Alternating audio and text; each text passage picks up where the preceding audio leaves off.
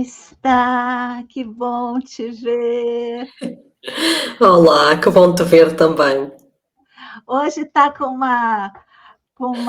um cenário diferente. Onde é que você anda? Hoje estou no quarto em vez da cozinha. Muito bem. E as coisas estão apertadas aí para você, meu bem? Estão. Tive reuniões intercalares e dão muito trabalho as reuniões intercalares, então foi assim mais difícil. Como é que chamam as reuniões? Intercalares, Intercalares. E faz o isso. que numa reunião intercalar? Ora bem, ela tecnicamente serve para fazer uma primeira avaliação dos alunos, de forma a podermos comunicar aos pais, não é? Como é que os alunos estão. E, portanto, é uma primeira avaliação, ainda que não seja tecnicamente uma avaliação sumativa, é formativa.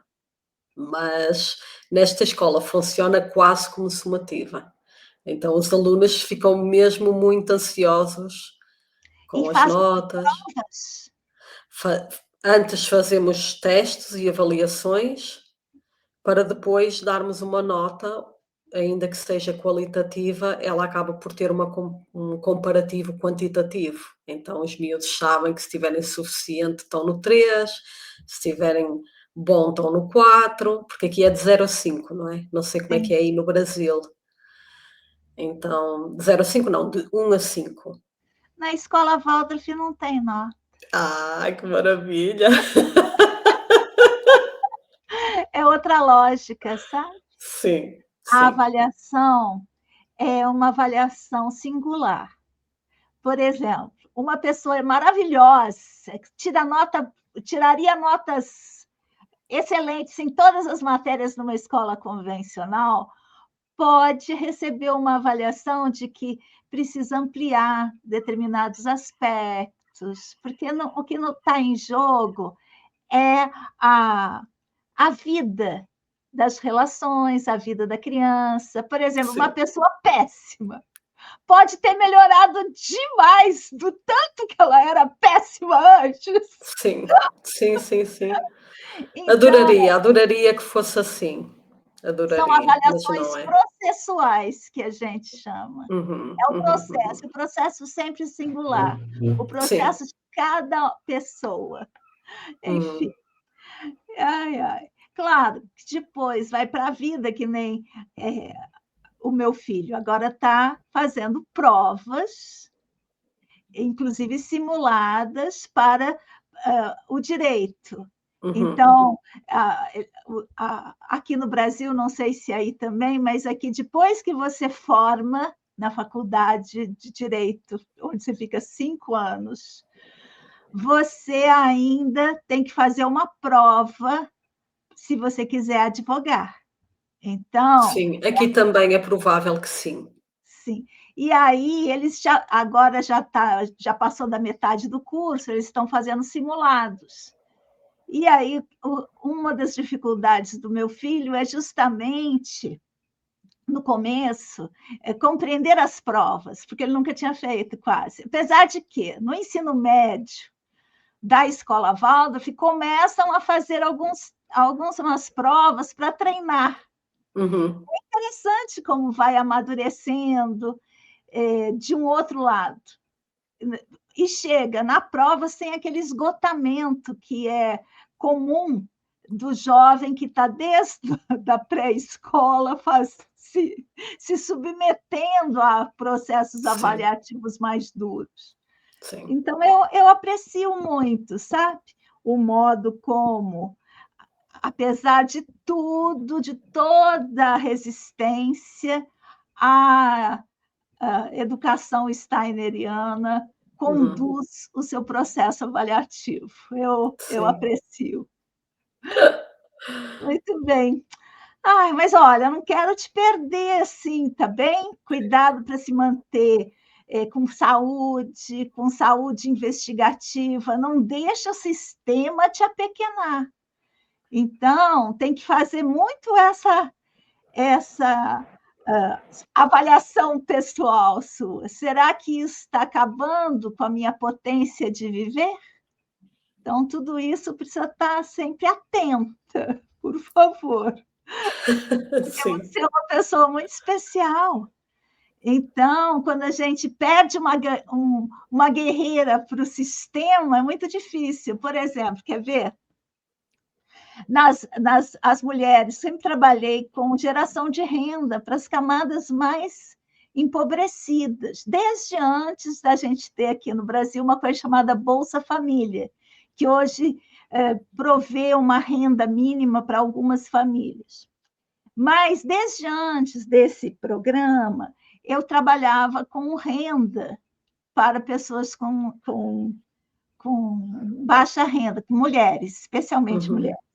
E aí, vira e mexe, a gente dizia, perdemos tal pessoa para a faxina.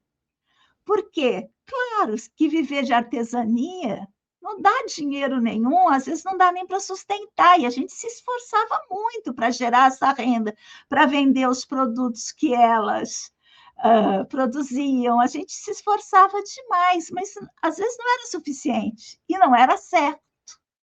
Então, quando a coisa apertava demais, aquela mulher com aquela mão maravilhosa, com aquele talento todo, tinha que ir para a faxina, sabe? Limpar a casa das pessoas para ganhar Sim. Percebo. Então, Sim. eu não quero perder você para a faxina, não. Espero que não. Espero não me perder para a faxina. Prefiro mudar de outra vez de profissão. Pois então, essa sua nova profissão está desafiante, não é? Sim, muito, sim. Mas também cheguei nela com outra idade, então pode ser que eu aguente. A gente já não se deixa abater Sim, tanto pelos com problemas. tanta Não é tão facilidade. ingênua, não é? Não Não, fica. é. Nós acompanhamos aqui nas nossas alunas pesquisadoras, uma delas, uma artista maravilhosa, faz umas miniaturas em papel muito lindas, uma artista sensível. E aí ela foi convidada pela prefeitura da cidade onde ela mora a fazer um trabalho com as crianças no segundo turno. E ela foi animada, chegou lá, não tinha material, não tinha espaço, eram cerca de 50 crianças numa sala mínima, onde elas ficavam encostadas assim uma na outra, era um depósito. Reclamava quando ela pegava as crianças, ia para um quintalzinho que eles tinham lá, a direção reclamava. Enfim, foi o que eu falei para ela. Esse aparelho foi feito para apequenar crianças e professores. Observe isso, não é? Sim. Ainda no outro dia a minha filha partilhou comigo uma publicidade. Eu nem sei se fui eu que partilhei com ela ou ela comigo. E era exatamente sobre como o professorado é uma espécie de burguesia do sistema e que serve o sistema, ou seja, nós, infelizmente, parte do professorado, ou muito do professorado, estamos a contribuir para um sistema que apequena o povo, não é? Mas mesmo dentro desse sistema geral de apequenamento de almas, há estruturas, como, por exemplo, esse segundo turno dessa escola, onde nada que se possa fazer vai dar resultado, porque não há espaço físico, não há recursos materiais, há excesso de crianças num espaço mínimo. Sim. Então, e o que acontece? A maioria das vezes, a professora, o voluntário, seja lá quem for que abraçar essa causa, vai fracassar e vai sentir-se responsável pelo fracasso. Por quê? Porque o próprio sistema maquia a sua estrutura e faz um sistema de culpabilização daquele que não deu conta de cuidar de 50 crianças em 3 metros quadrados, empilhadas umas às outras, sem nada para fazer ali, sem Como nenhum se recurso. fosse possível, não é? Como se fosse possível. E quando não é. Não Quando é, não é. não é Não, possível, é feito não. para não dar certo. Sim, Mas para atribuir a culpa de não dar certo, não ao próprio sistema, ao próprio algoz, mas àquele que tentou. sim, exatamente. Vamos lá, vamos em frente. Ai, ai. Olha só, eu tenho o seu material. Ah, não, a gente tem que começar, não é? A Vamos a vinheta. nossa vinhetinha. Não vamos ficar muito tempo sem fazer nosso programa, porque eu acabo esquecendo tudo. Vou colocar a vinheta.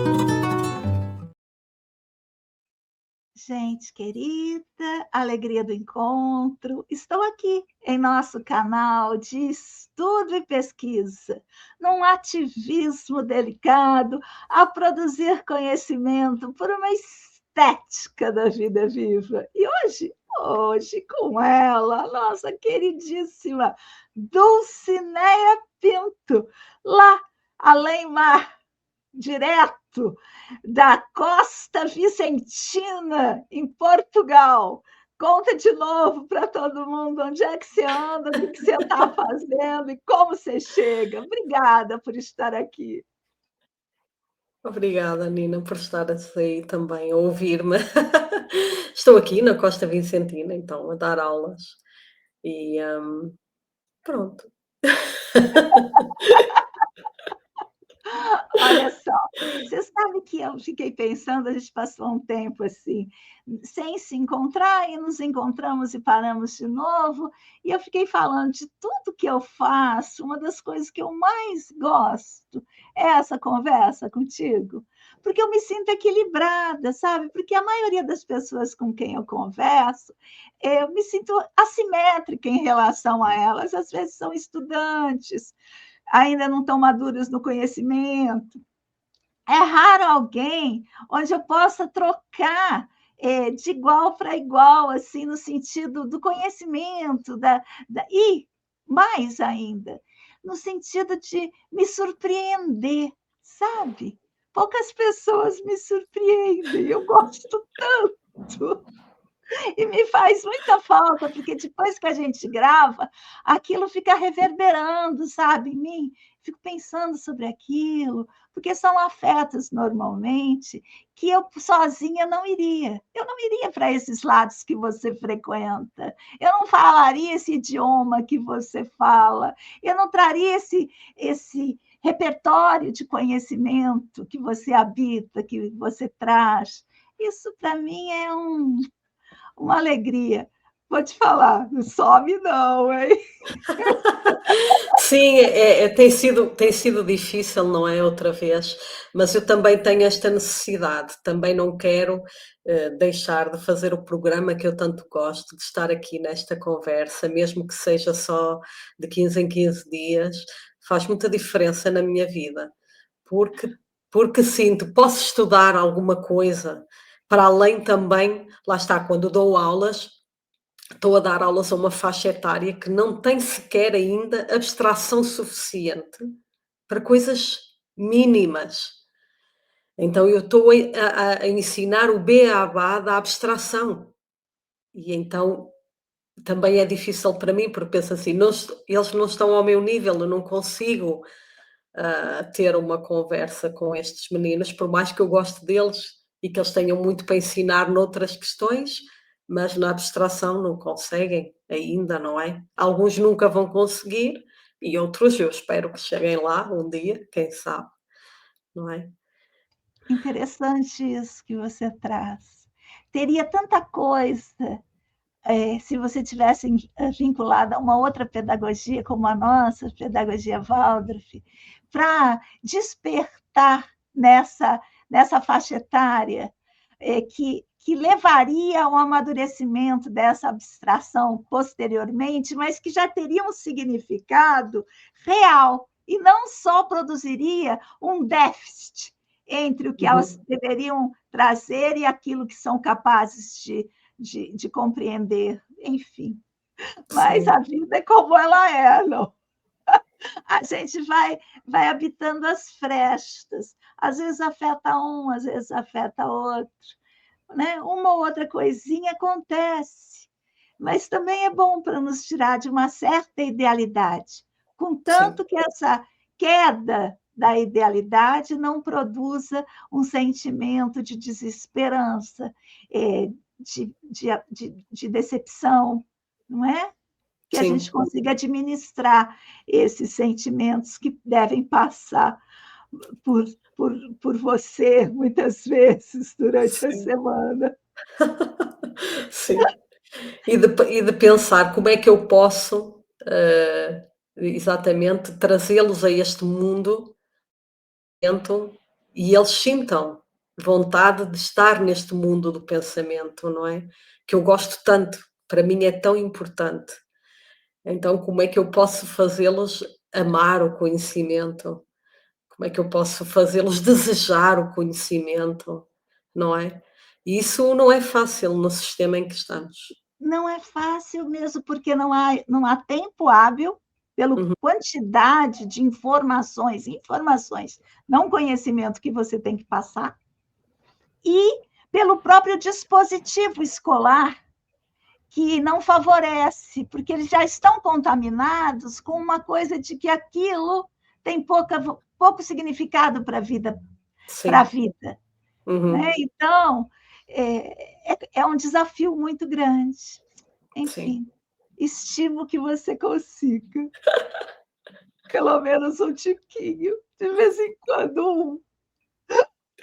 Assim as migalhinhas. Então, é aquela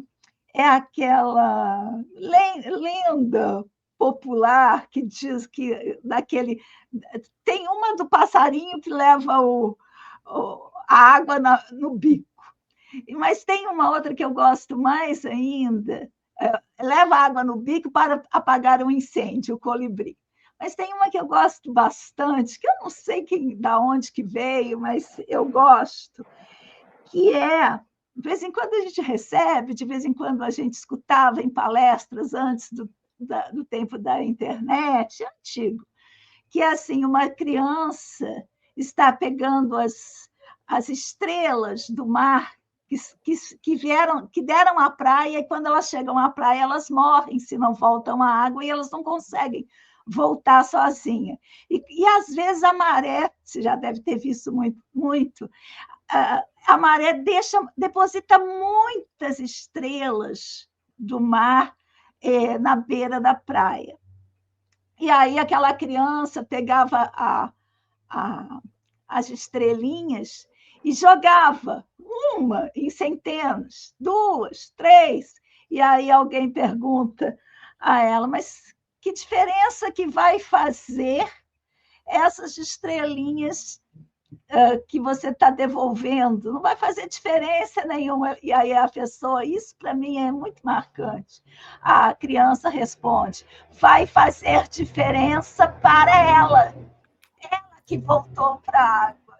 Não sei de quem que Sim. é, gostaria de rastrear a origem dessa conversa, mas é isso. É Vai isso, é. Vai fazer fazer a diferença para aquela em particular. Também acho isso, não é? E para nós que atiramos, também faz para nós. para o nosso processo ético, não é? Sim. Para É. o nosso desenvolvimento ético. Você fala assim, isso aí não vai dar em nada, não vou nem fazer, Uhum. mas você está ali, Sim. você está ali, E é uma escolha fazer-se ou não. claro. Então, Sim. eu acho que faz parte desse mundo e faz parte da própria ação docente acreditar que aquilo que a gente faz diferença no Sim. mundo. não é? Acho que sim, acho que sim. Quero acreditar Eu nisso. também. Eu Mas também, você sim. é certa, você faz diferença no meu mundo, isso eu garanto mesmo. Não sei o que dizer.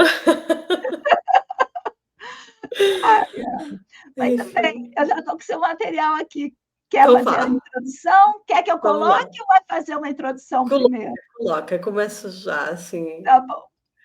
Então vá. Então tá aí, já começamos com uma bomba Então uma nuclear. bomba. Eu pensei que eu ainda tinha um tema antes deste, mas pensei, hoje apetece-me este, então vou para este Muito bem. e Deixa eu depois fazer uma coisa aqui, espera aí. Só lembrando que nos episódios anteriores nós estamos trazendo a dissertação de mestrado, que lá em Portugal chama-se relatório. Relatório, não é isso? no caso, Relatório do sim, mestrado em História. História da arte? Fala de em novo o nome. ensino de história. Ensino de História, e que o tema era imagens. Fala de novo o tema para O nós. tema era a imagem no ensino da história. Pronto, é isso que a gente está fazendo, e agora a gente está passando por cada capítulo. E aí vou mostrar o capítulo de novo, que é o que apeteceu, uma bomba atômica, apeteceu a Dulcineia hoje. Então, neste trabalho que eu desenvolvi com os alunos e no fundo desenvolvi também para mim, não é? Lembrei-me de uma música que foi cantada por um cantor português já há alguns anos, o António Variações. Ele foi muito conhecido, era um cantor de intervenção, e depois ele começou por cantar esta música, mas não terminou. Portanto, havia o refrão cantado por ele, mas a editora nunca editou a música toda. E então, há uns anos, uma cantora portuguesa resolveu recuperar a música e cantou-a. E então eu coloquei essa música para os alunos e foi assim o prelúdio, né? Foi a introdução ao tema. Então diz assim: já esqueceram o cantar e o sorriso, já não são homens de boa vontade. A loucura está a vencer o juízo, o ódio, a amizade. Estão-se a despir de toda a humanidade. E ele fala aqui dos líderes mundiais, não é? Vou protestar, denunciar, vou alertar. Querem fazer a guerra nuclear. Vou protestar, denunciar, estou-me a alarmar. Que culpa tenho eu se eles se querem suicidar? Então é uma música de intervenção dos anos 60, portanto em plena Guerra Fria, não é? Quando na altura, tu sabes, e eu também, havia muito medo que eles carregassem no botão. E Eu, agora? Parece que eu, toda eu, a gente eu, quer carregar no vivi, botão. eu vivi. Hoje a gente vive com a ameaça climática, a juventude. Sim. Eu, na minha infância, juventude, fase adulta, eu vivi sobre a ameaça do botão vermelho. Isso Uhum. era uma máquina, a gente até já falou disso uma vez. Já. Isso era uma máquina de apequenamento. O tempo todo o mundo ia acabar porque um dos dois países impérios iam apertar uma bomba nuclear. Enfim. Mas sabes que eu também trouxe este tema porque essa máquina voltou, e eu não sei se no Brasil se sente tanto, mas na União Europeia se está-se a sentir muito, na Europa, e as classes mais jovens, os jovens, estão realmente com o receio do futuro. E têm este receio, isto é real, ou seja, nas notícias já só passam notícias sobre a guerra e sobre uma possível guerra nuclear. Já se diz nas notícias que podemos sobreviver a uma guerra nuclear, não sei como, mas eles dizem que sim. Eu E, acho muita piada. e houve até aquela pessoa da União Europeia que disse para vocês terem kits de sobrevivência, Kits, não foi? claro, claro. Isso é de uma perversão É perverso. E já elegeram um inimigo externo, a mesma antiga, que antes era a União Soviética, agora é a Rússia. Claro, claro. Nossa Então Senhora! já se fala nisto, porque o armamento evoluiu. Eu, quando dei esta aula, dei aos alunos muita informação sobre o armamento nuclear, aquele que existia até há um ano atrás, que quase que não tinha tido ainda modificações, ou até há 2 anos atrás. E o problema foi que neste último ano surgiram uma série de novas armas que permitem ataques específicos, a alvos específicos. Então, aquilo cria um medo permanente nas pessoas e as pessoas já só pensam nisto. Isto é real. Na Europa já só se pensa nisto, já não se pensa em mais nada. É o aparelho de docilização. Você se amedronta, eles liquidam com o futuro e por isso você não pensa em rebelar-se. Não. Não é? Não. Como se diz o seu verso aqui. Não é? É. Então passa para a seguinte, porque no seguinte temos os restantes versos da música. O tratado de paz foi rasgado. Já começam a fazer ameaças. O poder já está descontrolado. Estão-se a embriagar de bombas e os dedos já querem apertar. E depois ele diz: vou protestar, estou-me a alarmar, vou implorar ao Deus da vida para os neutralizar. Vou suplicar. Então eu acho muito interessante nesta música como ele pede uma neutralização. E no fundo, quem somos neutralizados somos nós. Sim. Porque na verdade nunca são os líderes a serem neutralizados. Sim. Nunca são as pessoas no poder a serem neutralizadas. Somos nós. Os pequenos, os que não contam. Então, a música tem esta ambiguidade. Ao mesmo tempo que o cantor pede, implora ao Deus da vida. E depois eu acho muito interessante esta questão de falar o Deus da vida. E o Deus da vida traz a morte. Então é muito bonita esta forma de, no fundo, ver este problema. Eu peço ao Deus da vida para matar. E ao mesmo tempo que quer neutralizar os poderosos que estão se embriagando com o poder e que querem apertar os botões de extermínio, institui uma instância acima deles para implorar. Uhum. Então, é um aparelho dentro de um aparelho. Por quê? Porque essa instância acima, ela também é a pequenadora do ser. Enfim. Ai, socorro! Sim, de verdade isso. É essa... Exato, é pedir a um Deus supremo, não é? Que está acima dos outros, mas que tem exatamente o mesmo perfil dos outros. Ou seja, que vai neutralizar. Então, para quê? Mais... Historicamente, tem apoiado essa turma faz tempo. Faz tempo. Faz.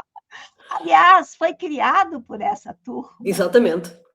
Para produzir esses efeitos de apequenamento. Foi a primeira bomba atômica. Não é? É a primeira bomba atômica.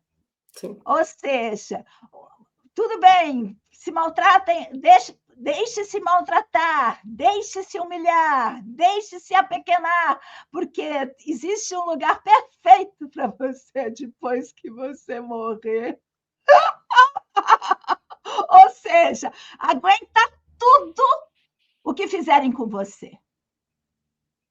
Porque existe uma ilusão, uma ideia, uma fantasia que eu estou te oferecendo para te apequenar.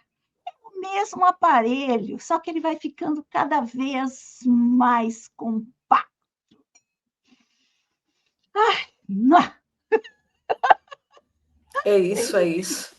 É a invenção desse...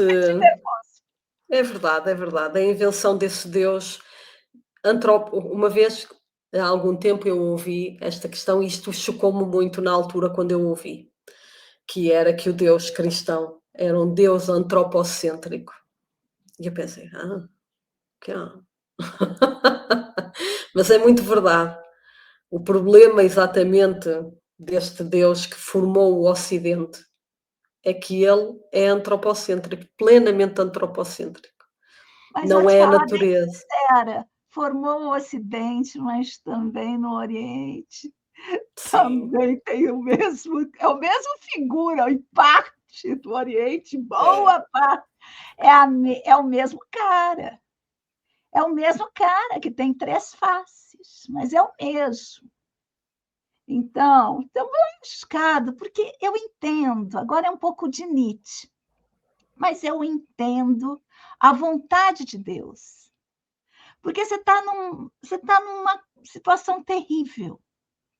Você está alienado do seu futuro, porque nada muda. Vamos imaginar que eu estou na Idade Média. Nada muda. Então, para criar uma sanidade, uma saúde, o que você faz? Você inventa uma instância maior a quem suplicar. Mas já desde Kant, que a gente sabe que não adianta, não é? Porque a gente tem que assumir a nossa maioridade. Isso é como fazem as crianças. As crianças sempre têm uma instância acima a quem implorar. Mãe, ele está batendo em mim. Mãe, me puxou o cabelo. Mãe, olha ele. Mãe, está fazendo careta. Só que agora não é mais assim. Não. Somos adultos. E precisamos nós assumirmos a bronca e lutar. Eu sou pela revolução. Eu também sou pela revolução. E pela maioridade e pela responsabilidade pessoal.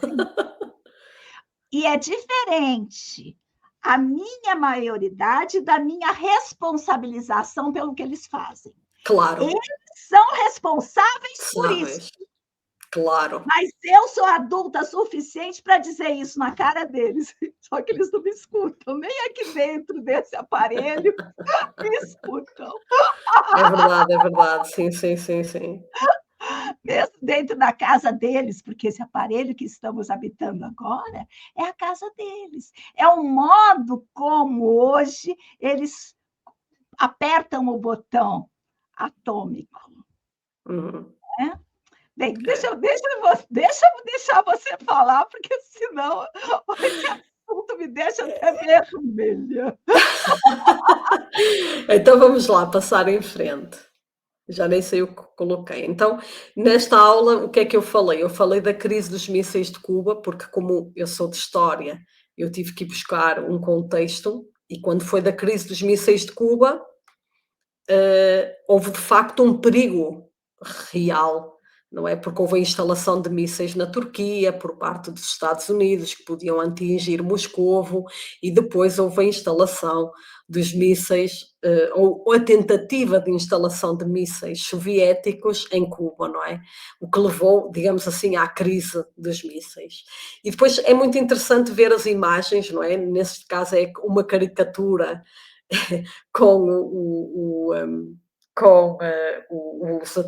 na altura o Kennedy e o Fidel Castro, não é? O Fidel Castro era um joguete na mão da União Soviética e na mão dos Estados Unidos, tal como hoje a Ucrânia está a ser um joguete novamente na mão dos impérios, não é? Então, e depois também trouxe essa imagem do bloqueio, não é? Do que depois Cuba tem sofrido ao longo destes anos com o bloqueio económico e que nunca mais se livrou daquilo, infelizmente, e, com todos os direitos a serem violados daquelas pessoas e mais algum, numa situação terrível, não é? Mas, e que toda a gente esqueceu, toda a gente no Ocidente ninguém fala disso, porque agora há muitos outros problemas para falar e então ninguém quer saber, não é?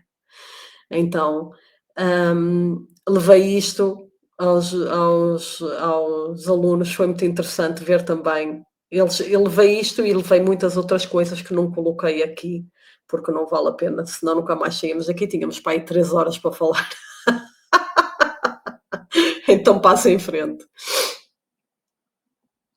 E depois coloquei esta imagem, porque achei muita piada esta imagem aos miúdos. Por que não? E perguntava mesmo, por que não a guerra nuclear? Então, já querem tanto, por que não, não é? Então, o dinossauro que somos nós, né?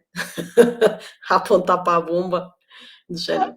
E eu perguntava aos miúdos, então qual é a ideia daqui da caricatura? E eles lá chegaram à ideia, talvez a guerra nuclear seja como a extinção dos dinossauros, talvez nós vamos nos extinguir, não é? E então começou-se a formalizar essa ideia do que de facto uma guerra nuclear pode provocar. A extinção completa da vida humana e a extinção até da vida no planeta, se for uma guerra realmente total, como se falava nos anos 80. Agora já não se fala nisso, não é? Como eu te disse, ninguém fala nisso quando há bombas suficientes para extinguir com a vida na Terra. Mas ninguém diz nada.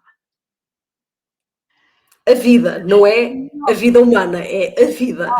Vou ter que falar do meu presidente. Porque nós estamos gravando isso enquanto está acontecendo a COP30 na Amazônia, debaixo de um calor sem fim, proposital, e que o meu presidente falou exatamente isso, que estão cada vez mais investindo em armamentos enquanto o nosso planeta fenece. Então, eu acho isso muito importante da gente lembrar sempre. Outra coisa que eu queria ficar falando demais, mas sobre a nossa querida Cuba. Sim, há embargo. Sim, aprontaram de todos os jeitos, mas não acho que dessa maneira, como você trouxe, joguete na mão de um, na mão de outro. De qualquer maneira, mesmo com tudo isso, formam os melhores médicos do mundo.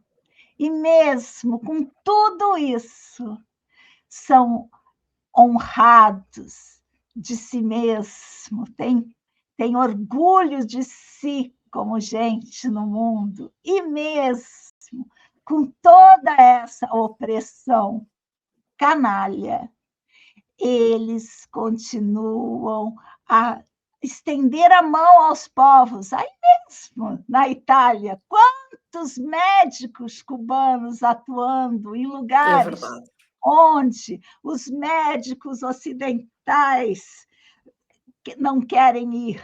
Enfim, e só pensar na pandemia, o que fizeram esses jovens médicos cubanos por aí, na sua terra, nas outras terras europeias, aqui no Brasil, não é? Então, só quero deixar isso, por quê? Porque eles podem ter a força de levar todas as estrelas para a praia, mas Cuba é uma das que conseguiram voltar ao mar e produzir muita coisa boa.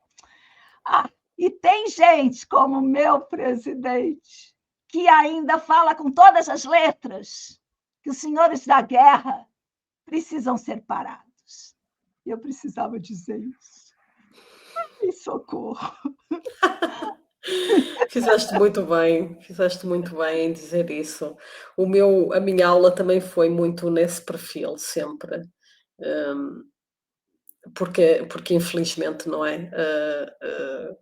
A verdade é que vamos ser honestos. A maior parte dos professores, agora voltando assim um bocadinho para trás, a maior parte dos professores em Portugal vem de uma classe privilegiada. Sim, é mesmo? Agora talvez não. Os que são formados agora não. Mas os que têm a minha idade e mais velhos do que eu vêm de uma classe privilegiada porque as pessoas, os meus pais, se fossem pobres, nunca teriam filhos que pudessem chegar ao ensino superior. Em Portugal, apenas 4% dos estudantes chegam ao ensino superior. 4%. Puxa vida. Portanto, somos uma minoria no ensino superior. E a televisão gosta muito de dizer que há muitos licenciados em Portugal. Não há. Não se deixem enganar, não há.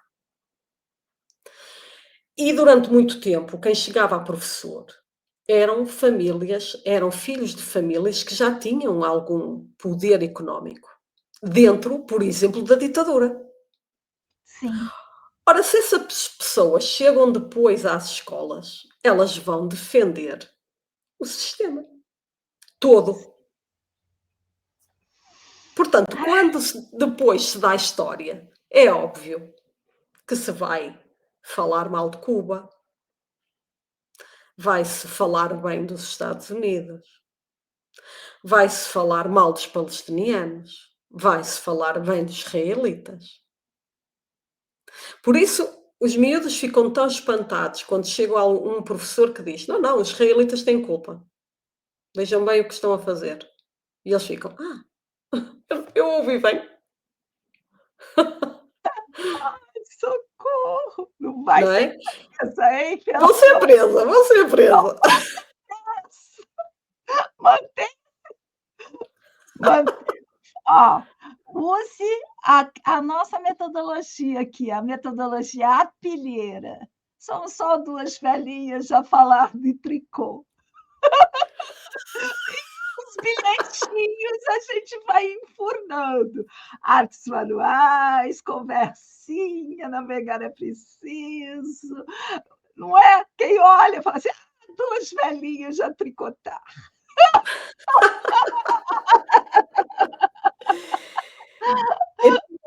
Então, quando foi desta aula de Cuba, falei muito sobre Cuba e eu penso isso tudo o que tu disseste. Os cubanos são os resistentes. E deram uma lição ao mundo. Continuam a dar essa lição. Que resistem até morrer. Como é que era? Livres ou mortos? Sim, senhor. Muito bem, vamos em Não é? frente. Vamos em frente. Então, também, retomando aquele filme que teve muito na berra, não é? Aquele filme, como é que era? O Oppenheimer. E lá tinha aquela frase célebre do Oppenheimer a dizer: "Agora que eu me tornei a morte, destruidor de mundos". Então ele diz esse há uma certa vontade de morte sempre no na no pensamento ocidental, não é? Há um certo desejo, pela morte. E então, hum, trouxe essa frase porque de facto se relaciona com esta com este modo de ver os outros, ou estais comigo ou contra nós, que Você depois sabe leva a tudo isto. você sabe que eu acho que a gente poderia, nesse caso, nessa temática, substituir o ocidental pelo patriarcal, pelo Sim, macharal, pelo sim, macharal. sim, Olha só essa imagem. Todas as imagens que você trouxe até agora são todos esses falos erectos. sim, Essa predominância desse pensamento masculino, independente de Ocidente e Oriente, que levou a gente até aqui. É um e que modo de operar sim, desses homens. e que começou muito lá atrás. Portanto, isto Isso aí, muito, muito lá atrás, portanto, antes da sim, civilização ocidental se configurar como tal. sim. Nós vemos isso no Antigo Egito, nós vemos na Mesopotâmia, nas civilizações antigas do Vale do Indo, da China, todas essas civilizações têm este perfil, todas, sem exceção. Foi uma ascensão do patriarcado e digamos assim, do poder pela força, pela guerra, Isso não é? é homem. É isso, é. É. Reduzimos todo o problema a um só.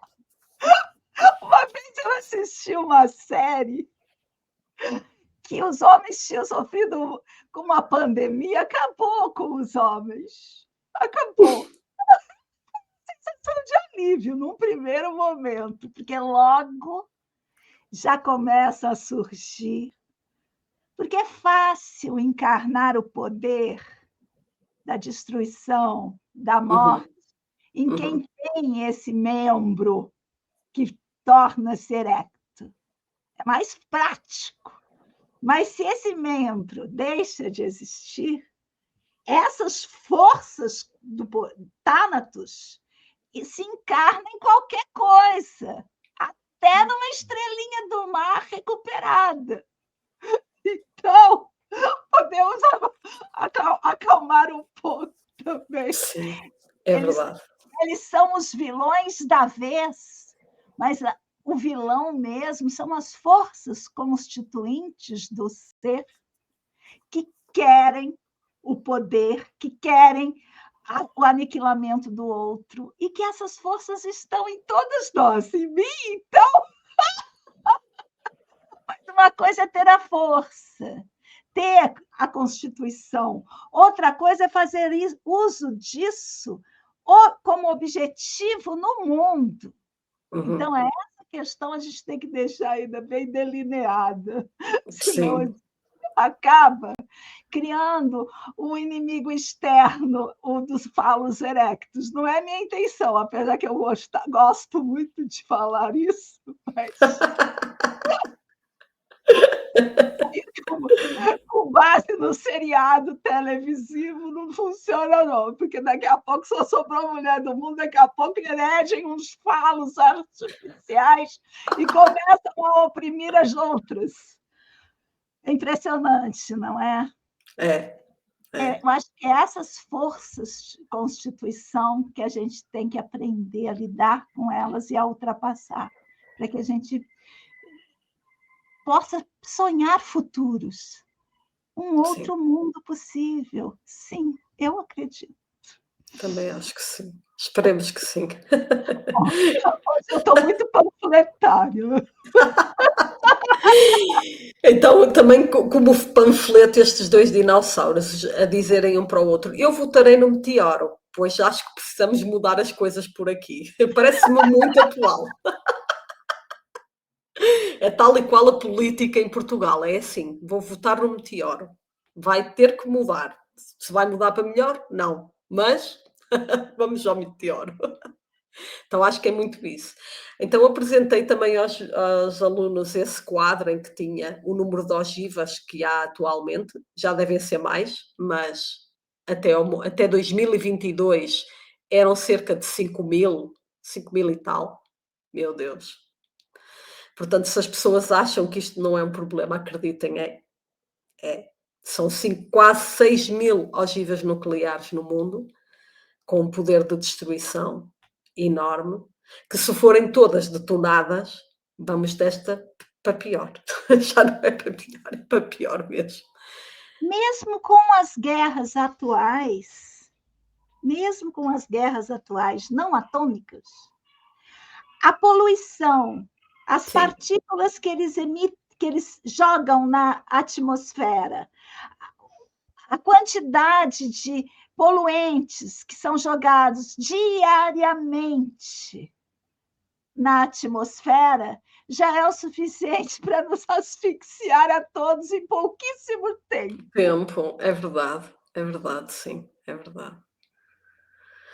Então aqui temos uma imagem, não é, de Hiroshima, quando foi destruída pela bomba, não é? Foi o Não há diferença nenhuma com Gaza. Nenhuma, não, nenhuma, não há. E mais, essa semana passada, aqui no Brasil, estamos gravando em novembro, apesar do nosso programa ir ao ar talvez só em 2026. Essa semana aqui no Brasil, uma imagem dessa numa pequena cidade do interior do Paraná, por causa de um tornado, que é a mesma bomba. A mesma bomba de Hiroshima, a mesma bomba em Gaza, a mesma bomba na pequena cidade do Paraná, que é a bomba climática, num país em que não tinha isso. Pois. Ficou essa cena a mesma. É o mesmo dispositivo.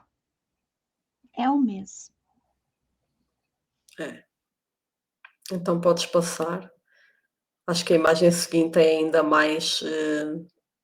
Eu costumo mostrar estas imagens, porque estas imagens são da incineração dos corpos, é tão rápida numa bomba atómica que as pessoas ficam marcadas no momento em que estavam. Isso, É impressionante, é impressionante.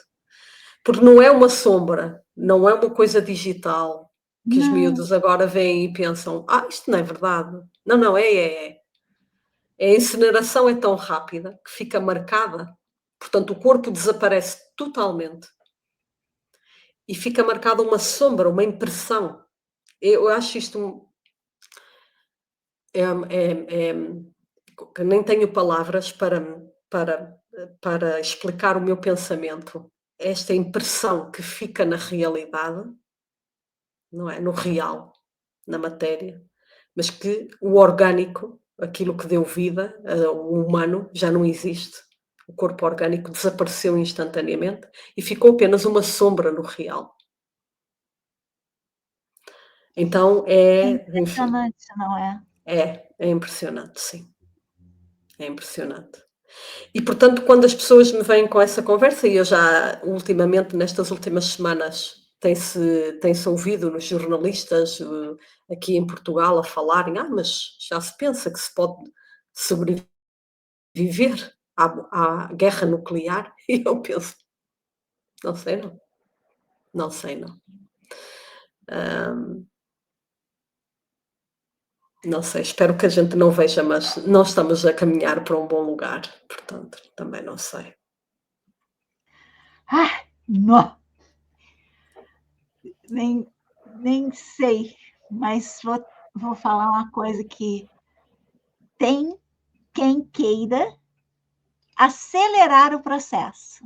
Sim, É conhecido sim, como aceleracionismo. sim, sim. Então, há forças que querem a destruição. Há forças por vários motivos, religiosos, técnicos, Uhum, salvacionismo, ou uhum. seja, há também quem, tendo o privilégio de escapar a qualquer coisa, quer que os outros se explodam. Sim. Nós temos tudo isso. Tudo, tudo. Agora, Até porque eu nesta altura, quando dei esta aula, tive a curiosidade, eu tenho muitas curiosidades, não é? Como tu sabes. Então tive a curiosidade de saber, então, quantas pessoas têm que sobreviver no mundo para a espécie humana continuar? E são quantas? mesmo muito poucas, são para aí 3.000. 3.000, não é nada. Com 3.000 pessoas, sobrevivemos. A espécie humana sobrevive. E há especialistas, economistas, que trazem esses cálculos para a ponta do lápis, como política pública. Deixar, a gente viu isso na pandemia, deixar morrer para minimizar. Gaza é um laboratório para isso. Agora mesmo, enquanto falamos, os caminhões não entram, a fome se instala, a água não existe. E é isso que está se promovendo como política pública. Como política pública. É. Vou ter que mudar de tema que isto. Senão a gente vai. Não cortem os pulsos, porque a gente ainda vai fazer tecelagem. Eu estou numa fase da tecelagem, não sei se deu para ver aqui. E de caminho estamos. Ai, não. Em meio a esse mundo ainda faço tecelagem, em meio a esse mundo. Estou criando um painel ali, ó, tá vendo? Por quê? Porque a luz é muito forte. Então, eu tive essa ideia, eu vou criar, é uma portinha que abre e fecha, quando eu vou fazer gravação, eu trago. Então, eu estou construindo ela aos pouquinhos, só que comecei a fazer uma tecelagem lá, já espalhei a tecelagem para toda parte. Até aqui em cima já estou fazendo outra, resolvi entrar de cara na tecelagem. Porque eu acho que é um pouco isso. Eu sempre penso em mim na juventude, que a gente tinha também esse aparelho de extermínio o tempo todo nas nossas cabeças e nós vivemos. Uhum. Nós vivemos. Nós produzimos família, conhecimento, esperança, vida. Criamos cachorros, gatos que já morreram, outros apareceram. Então, a vida é aquilo que se vive enquanto esses caras, eu vou falar caras agora de novo, enquanto essas forças tentam nos apequenar, nós continuamos a viver, a tecer. E cada vez que aparece um bicho desse dizendo: não, agora eu vou começar novos testes nucleares, eu digo: está na hora de pegar os fios. Vamos pegar os fios. Vamos. Ai, socorro. Então, depois digamos assim, o exercício para os jovens era exatamente a partir desta imagem, que eu gosto muito do Atomic Kiss do John Rabascal, hum, fazer uma reflexão sobre a imagem, o que é que fala a imagem e como lhes fala. Ou seja, como o Rabascal disse numa entrevista em 2015, que o beijo atómico reflete o ano de 1968, foi o ano de protestos do estudantil, de Berkeley a Berlim, via Paris, a refuta da guerra do Vietnã, a ameaça de uma possível guerra mundial. Então, ele que também viveu esta situação da guerra mundial, fez esta imagem. E eu, quando conheci esta imagem, achei sempre que era uma cara com lábios. A cara seria o nariz, não é? Que seria a explosão nuclear, era a face, e depois tinha os lábios a serem pintados, não é? Nessa preparação para o beijo atómico. Há uma preparação também para esse beijo final. E eu respondi, portanto, eu perguntei, mas também respondi, no fundo, porque a abstração é ensinada também. Aprender a pensar a um nível abstrato é preciso também ser ensinado. Ninguém nasce ensinado, ninguém fica assim de um momento para o outro, é preciso ensinar. Então eu dava um pequeno exemplo. Então, como me fala esta imagem, eu escrevi: encontro a dualidade entre a cara que nasce a partir desta detonação e a sensualidade do beijo, dos lábios encarnados. Como pode um beijo ser destrutivo? Ou será, na realidade, um beijo da morte? Então, eles depois construíram os seus exercícios, que vamos ver agora, que foram muito interessantes. E a pergunta que você não leu, mas eu lerei. E a ti, como te fala o beijo? É a Sim. pergunta que fazemos nós aqui também, as nossas 4 espectadoras. As nossas pequenas estrelinhas. Agora tive uma tripe de ácidos. Espero que não estejam a ver isto num refúgio atómico. Socorro! Socorro mesmo. Ah, vem as crianças, as crianças. É, então foi muito interessante porque esta jovem escreveu um longo texto que diz assim: esta imagem fala-nos sobre o contraste entre o amor e a destruição. Temos como tendência a associar o beijo a um gesto de amor, carinho, afeto ou até mesmo desejo. No entanto, nesta imagem, estes sentimentos vão surgir interligados à ideia de explosão, que remetemos para algo drástico, destrutivo, grave, que pode provocar a morte, por exemplo. O artista afirmou que esta obra reflete o ano de 1968, que foi bastante marcado pelos protestos dos estudantes, bem como pelo medo da guerra, principalmente do Vietnã.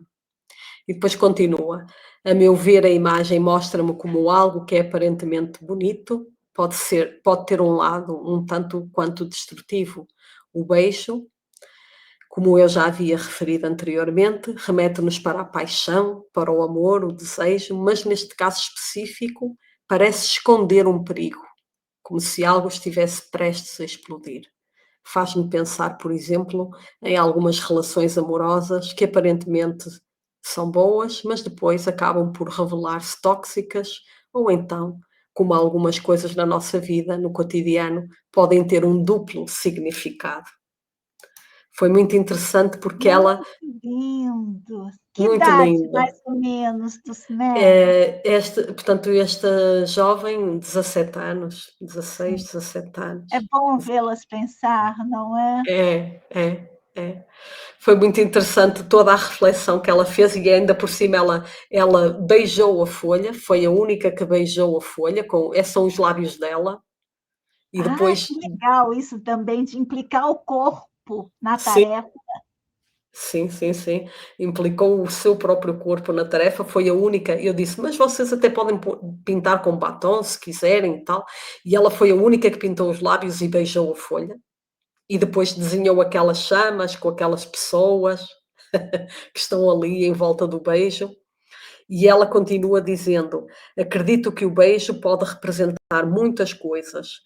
Pode ser um gesto de amor e carinho, um momento de intimidade, mas também pode ser traição ou um símbolo de despedida. Estas situações não se enquadram necessariamente no contexto de uma relação amorosa, como pode ser também em amizades e outras situações." Então ela realmente fez uma reflexão muito bonita, não é? E também disse: "Este beijo, como fogo, consome tudo o que toca." Então foi interessante porque ela trouxe esta ideia do fogo, que foi uma das poucas que traz esta ideia do fogo e do beijo da morte. Um beijo pode ser intenso, mas também pode consumir. Portanto, ela traz uma ideia de consumo que é muito interessante. E foi das poucas que trouxe esta ideia de consumo. Portanto, os outros alunos trouxeram outras ideias, ela traz esta ideia do fogo, da consumição. É muito interessante. Então podes passar em frente. Aqui esta aluna trouxe aquela ideia do dendrítico. Lembras-te que já tivemos um Lembro, encontro? lembro, já falamos disso. Sim, é muito interessante porque ela pôs o beijo na face e depois espalhou uma coisa, como se fosse um veneno, e associou à ideia de veneno, com a palavra poison, não é, em inglês, um estrangeirismo, mas ela associou esta ideia de veneno. E eu trago estas imagens destas células, muitas vezes associamos à célula cancerígena esta ideia de que se espalha uma coisa, não é? Então é interessante ela associar também as associações que elas trouxeram, foram muito, muito interessantes. E eu gostei muito deste trabalho, acho que correu muito bem. Ela disse: "Esta imagem fala sobre a dualidade entre o amor e a destruição. O beijo simboliza a paixão e a vida, enquanto a explosão atómica representa a guerra e a morte. Para mim, o beijo pode ser tanto uma expressão de amor quanto um símbolo de poder. Ele pode ser apaixonante, mas também pode ser enganador e perigoso. E nesta imagem, o beijo tem um duplo sentido. É intenso e marcante, mas é também fatal. Então não é alheia à ideia da fatalidade." E é interessante como tão jovens conseguem ter, apesar de que se calhar, lá está, a nível académico falham na abstração, por exemplo, histórica, ou nas ciências, ou na matemática, mas emocionalmente não falharam. Tiveram uma plena percepção do perigo, o que é muito interessante. Sim. Ah, Então podes passar. e é interessante como essa dualidade do beijo, ele está marcado na mitologia cristã, não é? Ele está É, marcado como o beijo da traição.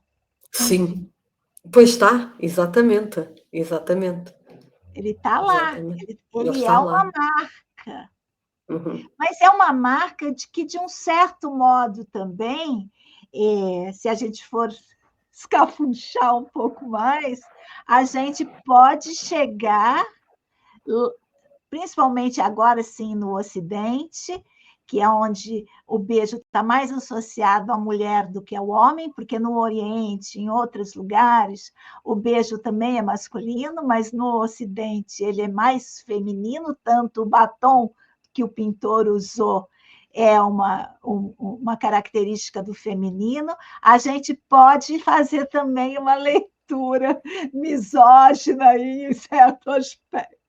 Sim, sim, claro, claro que sim. Tem muitas camadas. Muitas camadas. Teríamos aqui muito tempo para falar da obra, não é? Porquê escolher o batom, porquê escolher os lábios encarnados, porquê essa escolha que acaba por ser uma escolha inconsciente, que eu acho é sempre uma parte dessa escolha é inconsciente, porque ela é atravessada por um padrão coletivo, não é? Um padrão E coletivo tem o cultural. beijo, no beijo tem a unha vermelha também. Claro,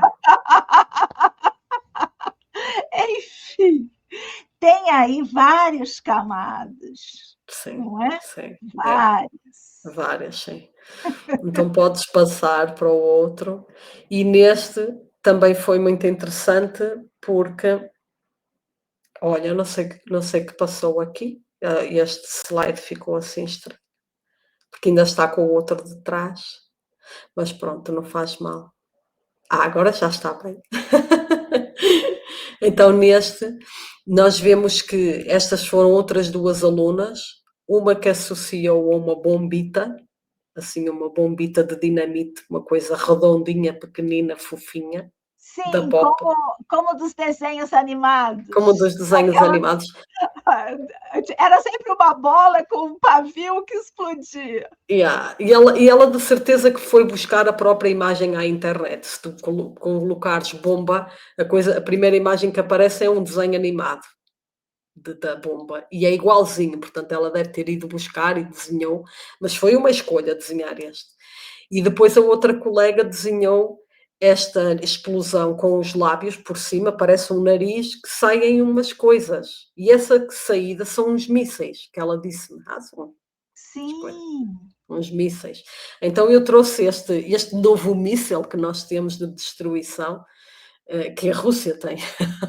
Nós não, os portugueses, mas o ser humano tem agora este novo apetrecho de destruição e que e como é semelhante, como estas imagens estão impregnadas, como os jovens estão já impregnados com todas estas imagens e que depois, se nós estivermos atentos, vão passar para os desenhos, vão passar para a realidade deles, quer para a realidade, quer para o que eles falam, como para o que pensam, para o que imaginam, não é? Para tudo isto, portanto, enfim. Se quiseres, eu leio ali esse pequeno texto. quero sim, quero sim. Então ela diz: esta imagem transmite, através da representação do beijo com bomba atómica combinados, podem ser algo altamente destrutivo. Uma coisa tão bela como um beijo pode ser altamente destrutivo, matando milhares de pessoas. Este beijo transmite-nos a ideia de um último beijo antes do desastre. Gostei muito desta aluna que fala deste beijo do adeus, como se fosse uma despedida daqueles que nesse mesmo dia perderam a vida. Representa um último momento como uma despedida entre dois amantes. Foi muito interessante porque esta aluna associou o beijo à despedida. E À ficou bom também. É. São muitas F- camadas, muitas. Tem muitas, muitas. Cada uma delas acabou por trabalhar uma É muito coisa rica diferente. essa sua atividade, muito mesmo, porque permite que numa única atividade as singularidades se expressem à sua maneira. Sim, sim. Agora temos um outro trabalho, já só temos mais dois. Este trabalho foi muito complexo desta aluna. Foi a aluna que teve o trabalho mais complexo, porque ela transformou os símbolos da explosão atómica numa coisa pessoal, numa coisa altamente pessoal. Ou seja, ela, depois se vocês virem este trabalho com mais atenção, por exemplo, os lábios significam a criança interior, a parte pura, ok?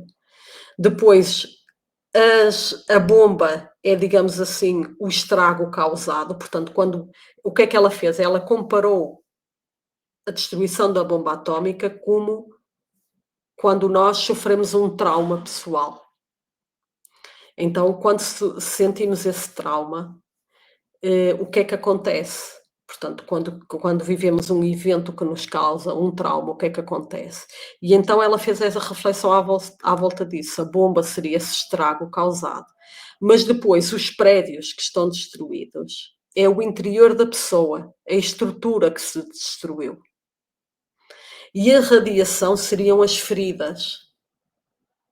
Então, é mesmo muito interessante a Que forma. interessante Sim, isso a também. forma como ela trouxe isto tudo é mesmo muito interessante. Eu vou-vos ler. Mais atrelado à subjetividade, à questão Muito mais psicológica, atrelado, sim, uma sim, leitura muito interessante também. sim. Ela diz: "Quando penso no termo beijo atómico, ocorre-me todo o tipo de ideias, exceto algo relacionado com contextos históricos que envolvessem guerras. Remete-me a ideias como, por exemplo, a explosão de emoções, ou seja, quando chegamos ao nosso limite emocional com outrem, e todos os sentimentos reprimidos sobem ao mesmo tempo, na mesma velocidade. E tudo o que essas duas pessoas façam, incomodam. Também me ocorre a própria intensidade das emoções ou até do amor." E depois ela diz: "Observa através da ilustração seguinte uma analogia." E então diz, está aí, não é? As radiações feridas, essas pontinhos que vemos, depois os prédios é o interior da pessoa, a estrutura emocional, a bomba, o estrago causado, os lábios, a criança interior, parte pura, e diz, nota, considerar o lado humano sensível, natural também. Então é muito interessante essa ideia. E depois diz assim na segunda parte: como sabemos, a partir do momento que uma dada região ganha radiação, graças à bomba atómica, toda a região fica contaminada. E levamos anos até conseguir reconstruir, no sentido social. Quando temos feridas emocionais, que demoramos a curar, nunca nos sentimos completos. Bem, no entanto, existe um pouco de esperança dentro de nós, a boca, que não nos leva ou não nos deixa desistir, por muito magoados que estejamos. Os prédios simbolizam o que mostramos ao mundo. Se os mesmos estiverem destruídos, o que é o caso, prédios mais pequenos, todo o resto começa a desmoronar, até causar instabilidade. E muitas outras consequências consideradas perigosas e prejudiciais ao mundo. Por fim, poderá tratar-se também de questões internas, de ausência de autorrespeito e de outros componentes que são essenciais para o equilíbrio da saúde e da vida e das sociedades. Então esta aluna Como foi. é importante quando a gente cria um dispositivo escolar que permita que essas camadas mais profundas também tenham um espaço de manifestação. Sim. Parabéns, viu, professora? Muito importante isso, porque mesmo, imagine uma situação hipotética que uma jovem tenha sofrido um trauma, mas não tivesse lugar para colocar esse trauma. E Uhum. nessa atividade ela pôde dar voz a essas forças que estavam habitando, dar vocalização, dar visibilidade, exercitar as forças que a atravessavam, ou que ela sabia de alguém, enfim, há um espaço dentro da própria atividade, não psicologizante, de trazer à tona essas forças que habitam o ser. Uma beleza de assistir isso. Uma beleza. Parabéns. Obrigada. Acho que ela era uma pessoa muito especial, é uma pessoa muito especial, é uma aluna muito especial, que, claro, como é óbvio, podemos imaginar os problemas que ela também tinha com os outros, porque ela já estava um pouco à parte dos outros, não é? Ela, como já tem este nível de abstração, os outros viam-na como algo que não era bem, não era bem como eles, e ela não era bem como eles. Então, É sofria um preciso bocado. muita coragem nessa idade de assumir a sua potência. Muita coragem. É, é Porque verdade, a maioria quer a mediocridade do outro. sim. Não. Sim. E por último, o único trabalho de um rapaz. O único trabalho que eu O tive. que já foi dito por aqui, empiricamente. É. O único trabalho de um rapaz que quando eu o vi, eu pensei que ele tivesse desenhado um arco-íris. Ele depois explicou que não, não era um arco-íris. Mas a verdade é que a forma como ele representou a onda de impacto levou-me a pensar que era um arco-íris e que ia tudo ficar bem. Talvez houvesse também um preconceito meu. Ainda que eu gostasse muito deste aluno, gostei muito de ter este aluno, foi um aluno que me fez praticamente todos os trabalhos, à exceção do Salazar, que ele não fez. Mas ele fez todos os outros trabalhos, todos. O do Salazar ele recusou-se, disse que não queria. Mas os Já, outros todos já denota uma coisa muito interessante. já, já, Não não fazem. fazer, declarar que não quer. Que é Sim, diferente do que fazer é, qualquer coisa. sim, declarar que não quer. Era um rapaz, apesar de tudo, muito consciente. E então, foi muito interessante também o desenho dele, porque ele desenha estes grandes lábios rechonchudos, derretidos, a caírem, não é? A bava a cair, derretidos, abertos também, a ver-se o dente, não é? A ver-se os dentes superiores, portanto, com um perfil diferente, assim, entreaberto. E depois a explosão é mais pequenina, não é? Há esta redução da explosão, porque o espaço, eu, por exemplo, na minha análise, avaliava se o espaço ocupado pelos lábios era maior do que o espaço ocupado pela explosão, ou vice-versa. E qual inferência você fazia a partir daí? Eu acho, é assim, eu dava um aspecto mais positivo, isto é, não é mais positivo, é que se o aluno desenha os lábios com mais, eh, com, ocupando mais espaço do que a parte nuclear da explosão, é porque de alguma maneira, apesar de tudo, ele lê aquela explosão como uma coisa positiva. Isto foi a minha leitura, mas eu na altura nem sequer falei nela e não escrevi nada sobre a minha leitura. Medi e disse que as medidas eram aquelas, que em X desenhos os lábios ocupavam maior parte e que noutros desenhos ocupavam menor parte. E neste caso os lábios ocupam um espaço maior. Não é muito maior, mas é maior. E então, talvez por isso também me tenha levado a pensar que era um arco-íris. Eu olho para a imagem e penso, um arco-íris, mas não era. Ele disse, não é, é onda de impacto, é onda de impacto. Mas também é interessante como ele desenha a onda de impacto, sem pensar verdadeiramente que aquilo estava a criar ambiguidade, porque ele Sim, criou ambiguidade no desenho. sim. Ele criou uma ambiguidade, não é? E eles também não estão num curso de artes, não é? Estavam num curso de humanidades, mas ele criou uma ambiguidade sem saber na sua representação. E então, pronto. Não sei se vai ficar tudo bem, mas terminamos assim.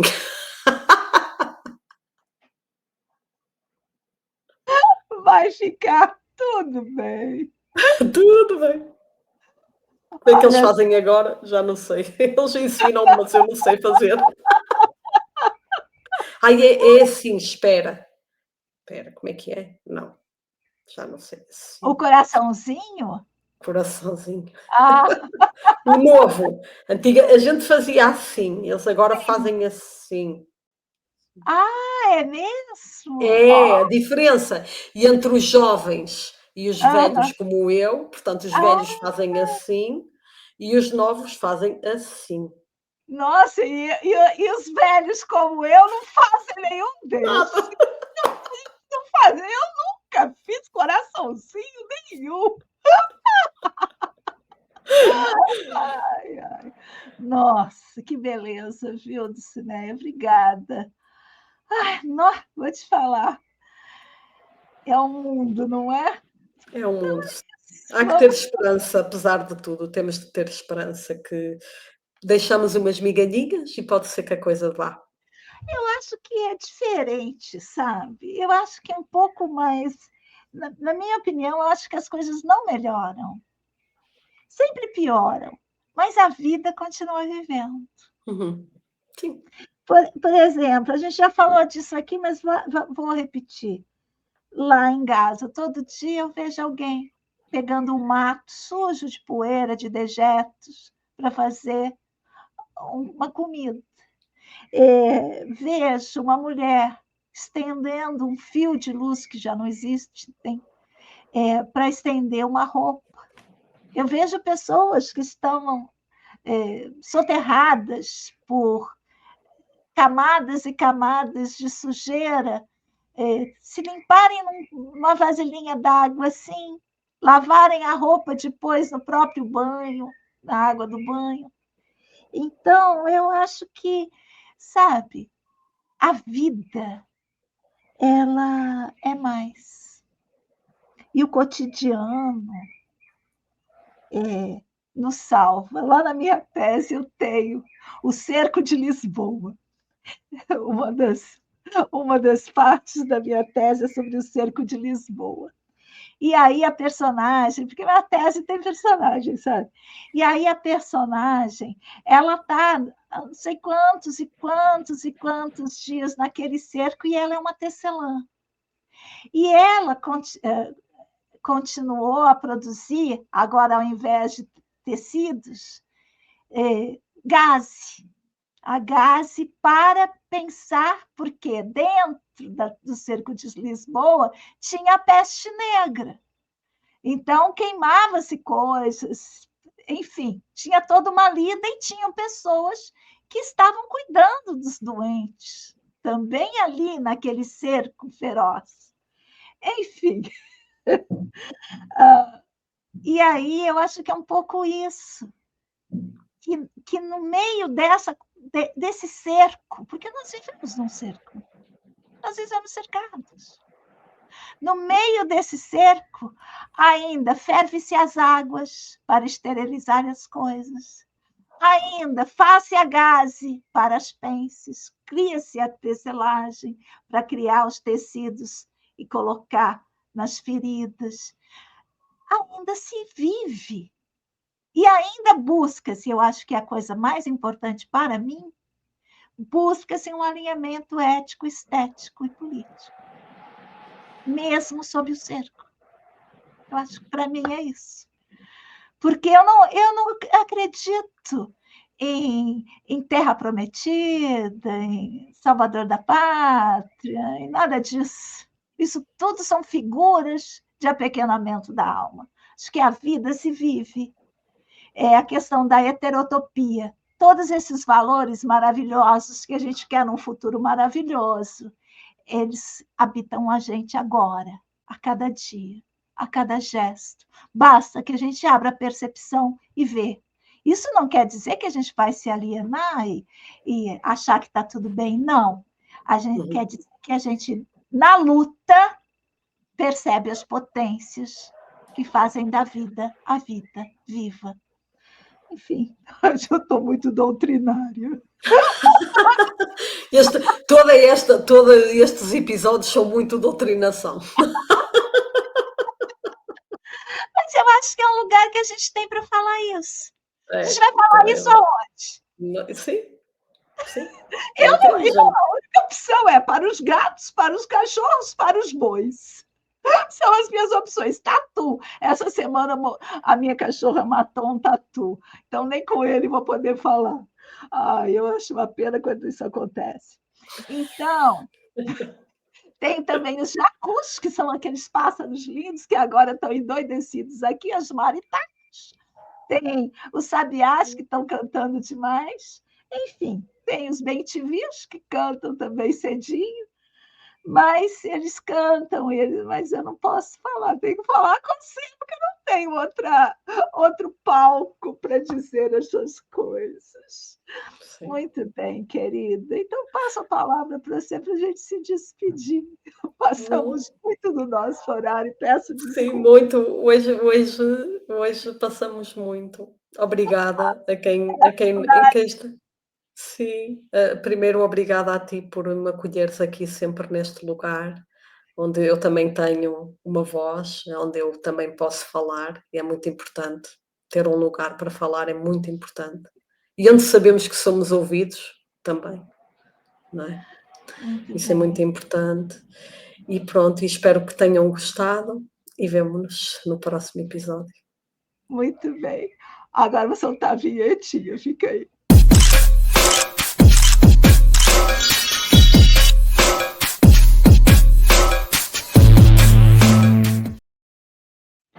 Não lembro. É essa vinheta ou a gente repete a nossa?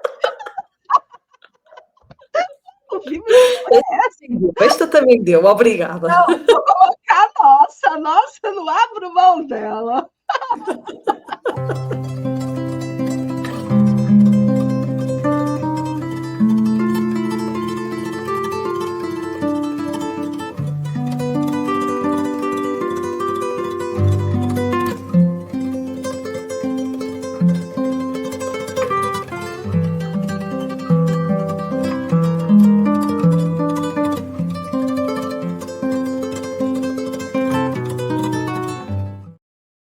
É bem melhor, não é? Ai, querida, obrigada, viu? Eu vou desligar a nossa gravação e aí vou falar uma coisa.